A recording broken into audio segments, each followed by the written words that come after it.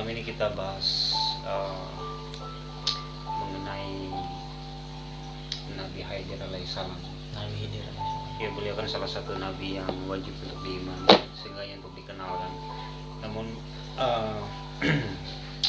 beliau Nabi Khidir alaihissalam ini mungkin riwayat yang menceritakannya itu hanya sedikit ya kan, dibanding dengan nabi yang lain mungkin hanya sekilas. 25 nabi yang terkenal itu kan. Ya, di antara 25 nabi yang wajib kita kenali atau kita imani.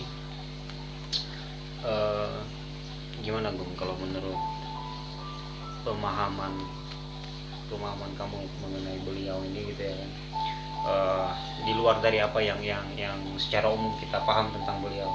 Yang saya paham soal Nabi Khidir itu kan, beliau ini pernah bertemu dengan Nabi Musa alaihissalam kalau tidak salah ya. Nabi Musa alaihissalam, Sunan Kalijaga pernah. Nah itu ini menarik ini. Kalau masalah Sunan Kalijaga kan ini mungkin kebanyakan orang tidak pernah menyinggung atau membaca literasi sampai ke arah situ gitu loh. Mungkin yang mereka paham cuman Nabi Khidir ini yang setahu kita ya kan, yang setahu mungkin orang-orang pernah belajar di sekolahan, mungkin di buku-buku agama kayak gitu. Mereka cuma taunya bahwa Nabi Khidir ini pernah bertemu dan Nabi Musa kan.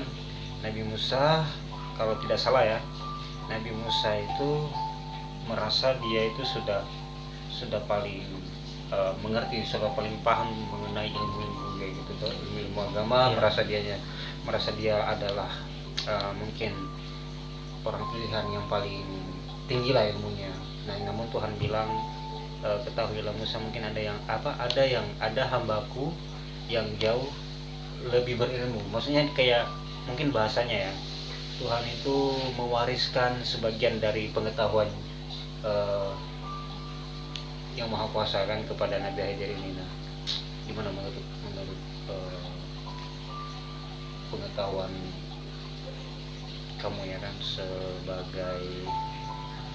bukan sebagai apa ya, maksudnya yang pernah kamu pelajari lah mengenai beliau, yang pernah aku baca, yang pernah kamu baca mungkin. Jadi memang dulu Nabi Musa itu, yang jelas gini, Nabi Musa itu kan di antara para nabi, Nabi Musa itu yang sering beliau itu berdialog, ngobrol lah, kalau bahasa kita itu sering banget ngobrol sama Tuhan, dengan Tuhan itu. Sehingga kemungkinan itu mungkin yang menyebabkan beliau Nabi Musa alaihissalam berpikir bahwa dari segi ilmu, segi pengetahuan beliau lebih tahu gitu kan. Dan sedangkan Allah pun, Tuhan pun berkata yang berbeda, bahwa ada hambaku yang lebih dari kamu gitu kan. Itu sih yang literatur yang pernah aku baca sih gitu. Tapi memang benar ya kan, sama dia bertemu dengan Musa. Nah, ini yang di Al-Quran pun disebutkan ya soal itu. Dan mungkin yang menarik mungkin yang mungkin nggak banyak orang tahu bahwa beliau pernah bertemu dengan salah satu sunan yang ada di Indonesia kan, Sunan Kalijaga itu. Nah, itu bagaimana itu perincian cerita yang kamu tahu? Kalau untuk rincinya atau sekilas bayangan lah. Mungkin sekilas ya. Nah. Itu menurut yang pernah aku baca itu, Sunan Kalijaga itu ketika beliau hendak melaksanakan ibadah haji, beliau bertemu di tengah samudra dengan Nabi Khidir. Ditanya tujuannya mau ngapain, mau ini kan. Terus akhirnya disuruh balik kan. Ya cuman sebatas itu sih yang aku tahu. Dan aku pun nggak terlalu berani untuk menceritakan, karena kan Nabi Khidir itu kan seseorang yang simpang siur di kalangan orang itu, simpang siur dalam artian memang di sebagian ayat disebutkan Nabi Khidir itu ada, tapi kan untuk lebih rincinya itu kan kurang, di ayat pun kurang. Terus mungkin sebagian orang kan pernah mungkin mendengar ceramah atau membaca mengenai Nabi Khidir yang katanya beliau ini masih hidup bahkan sampai sekarang ini. Nah, itu apakah benar demikian ya kan. Terus mungkin ada juga yang sempat tahu gitu bahwa beliau ini kenapa beliau bisa hidup sampai sekarang ini. Pertama memang karena kuasa Allah ya kan, dan kehendak yang kuasa. Terus tapi ada yang bilang bahwa beliau ini pernah meminum air keabadian, air kehidupan, atau dalam istilah kehidupan istilahnya itu maul hayat. Tapi itu memang benar ya, maksudnya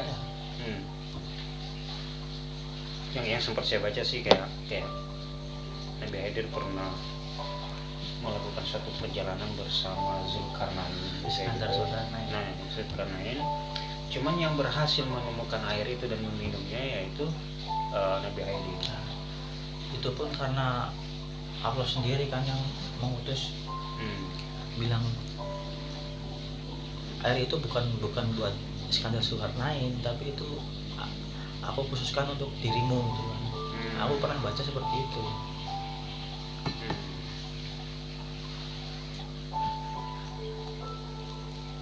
Terus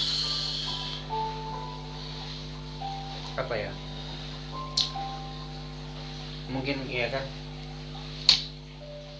yang kita tahu kan bahwa segala kehendak dan ketentuan Tuhan itu kan pasti ada suatu apa ya namanya ya, suatu hikmah lah di balik itu gitu.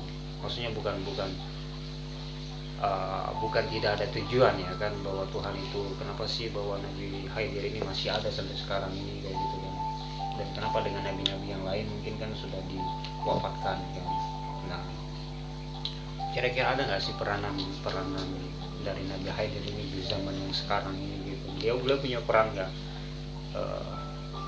Istilahnya ada nggak sih keterlibatan beliau Nabi Khidir ini di kehidupan zaman sekarang ini kayak gitu?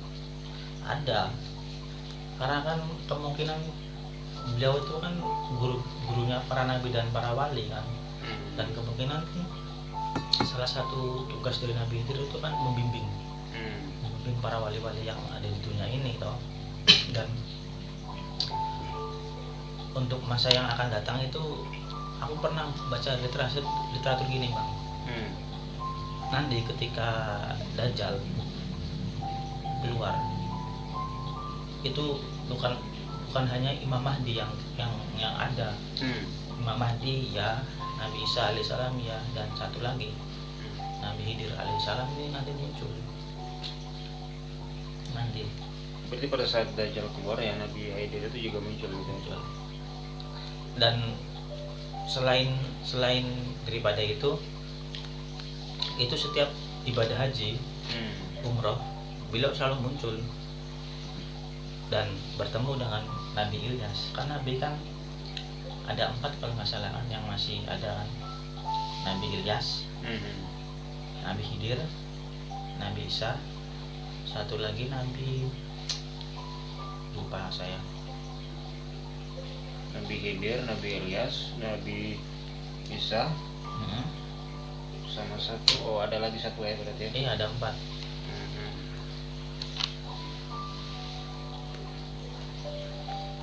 Saya lupa yang keempat itu.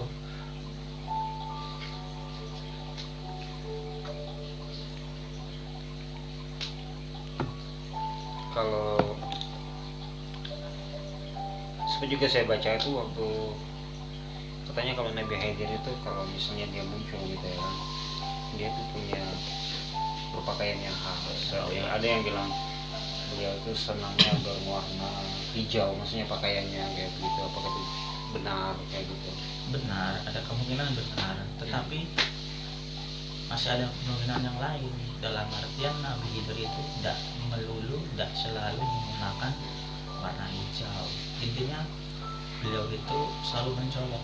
Semisal di Ka'bah itu banyak jamaah, mereka ada yang menggunakan kain warna hitam, warna putih atau yang lain.